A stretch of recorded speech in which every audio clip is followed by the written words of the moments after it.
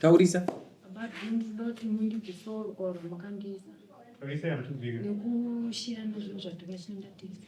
Rukawo haina handisi kuziva Rukawo akutaura ndezvo. Hanzi Rukawo handisi kunzwisisa. Akauya akandishandisira ki MAMBO. Akauya neloko kuburikidza kwokunge arwara mumwe mukadzi wechitu. Saka tainetsana nenyaya iyoyo. Aitora vakadzi achiuya achirara paMAMBO Bedha Pamu. Ndopaakaenda kwakaenda wakauya neloko akandilokesa iloko. Ndiye Akati Kiya. Akanditi zvonanzi hauna mumwe munhu uchasangana naye futi. Ngati kudzinyirira mudzi. Ende utanga mbokliya nyezviyo enda panze apa mbotaura nyaya Rukawo asina kumbonyaya Rukawo. Bvisai mwana Rukawo. Enda panze, mboenda panze. Welcome to Cherima Lab Chemicals, your premier laboratory suppliers supporting STEM excellence in Zimbabwe. We specialize in a wide range of chemicals and apparatus, providing everything you need for reliable scientific work. As specialized sulfuric acid laboratory suppliers, we ensure the highest standards of safety and quality.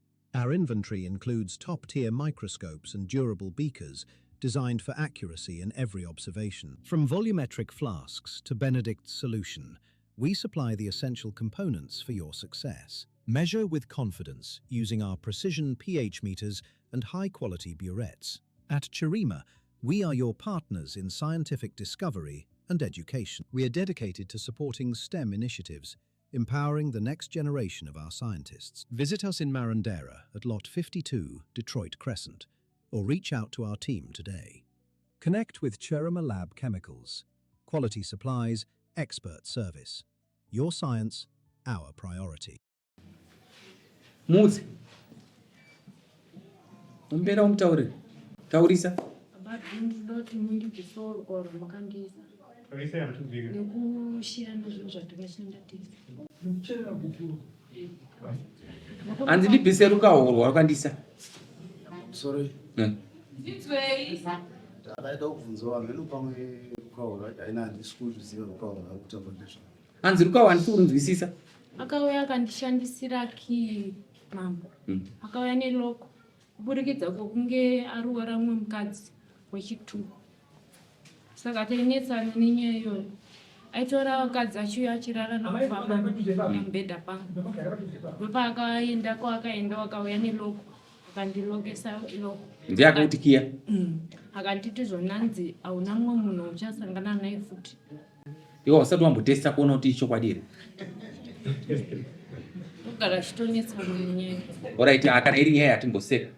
Kana ukamuisa Rukawo uchimusarisa uchitawo chabuda mubvise Rukawo. Kozoita mumbota neta nekurwara nemasiki.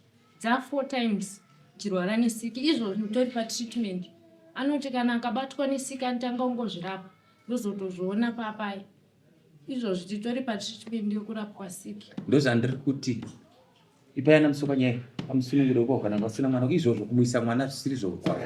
Imhosva toendesa kumapurisa. Kozoita ari kutaura ada kutengesa imba. Kuburikidza kuti baba vangu vakauya kubvunza pfuma yavo achitaura kuti hanzi handimanikidze kuroora mukadzi wandisingadi. Endai. Tengesa imba. Alright, imboendai panze. Endai mutaura nyaya. Nyaya iyoyo ndeyekuti ndakaruswa kumba kwavo. Plese ndakazonditeera ndikamuti shamwari zvakataura achipizvironzeswa nzvimbo yatoda kuona kuti unoita zvakare. Plese ndakazonditeera kusvika kumadziva abva asvika abva ndipa $300. Ndafonera tezva vacho tikati atezva mukwashanya andipa $300 anga achiti ndiye mombe akati $50 yacho chanaye muswedani. Saka atezva vacho vabva ati no ini basa remari yacho handina kuvana ingo. Ndikati aiwa hazviite kamari airambwe. Vabva nditi right chitora yenyu purisa nemawestage yangu yandakaita ese ekudaro tositangira ipa. Ndikati ndichanosvika kuna president officer nguva anogona kuzviita. Turn around.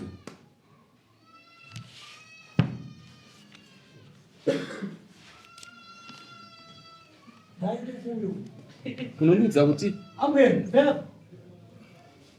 wakachajwa chipfuma yakawanda sei? Uya akachajwa 1.8 plus mombe 7. Saka iye anoti akakunda kupa mupurisa. Ndakazofonerwa nemupurisa achindita ndakapiwa 300. Chinzi ndeye mombe. Kati MAMBO akati mombe 350. asiye kaagone futi kutanga kubhadhara mombe iye asati abhadhara kana tsamu kabhadhare 1.8 then ozoisa nenge payment plan kuna MAMBO. Sakwa ndazvinzwa. Mazinzwa.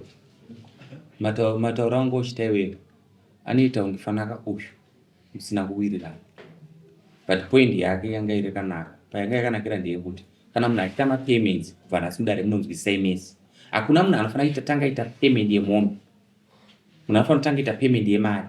Ngozi mombe zvainoita kungobhadhara mombe chete kumberi kwesa uchaita sei? Uchaenda murunzwa. Kauchaidi yechivanhu toti munhu akabvisa mombe chinokudzwa mombe nemari chi.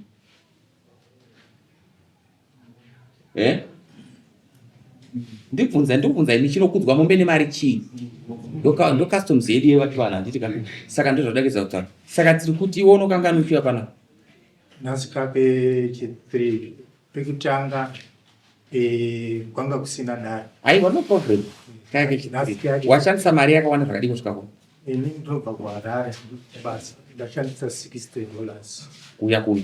Kuuya kuno. Saka ukauya katatu kuno. Ndakauya katatu. 60 times 3 is 1. 20 times 3 is 60. Plus mari yangu yedare. Mari yako yedare imari? Mari yangu yedare is $70. 70 plus 60. Inobva yaita 130, okay. Handisati ndapedza musere. Ndobva mazomuti mandibhadhare mari yekuti ndagara naye pabhenji tichitongesana. Mukamuti gara pasi akazogara pasi. Mukamuti tikuda $10 yekugara pabhenji, $10 yekuombera tezvara kuti ndakusumuka. Ndoda kunzwa kuti wabhadhara mari. Haana kundibhadhara $20. What is 150?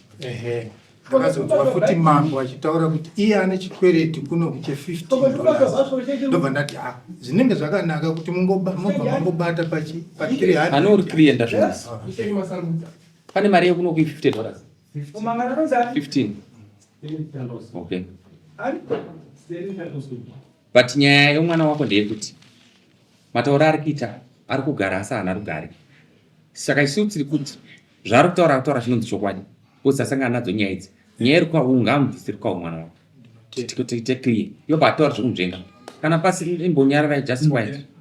Because nyaya yekuti unouya nekey uchikinura munhu. Uchikiya uchiti kiya norukawo rwacho.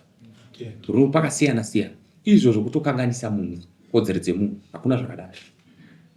Rukawo ngatite nokuwira notano madzimai tidakisana rukawo towirirana. Kwete kuabhusa munhu kwakaitwa mwana wangu. Zviriwo.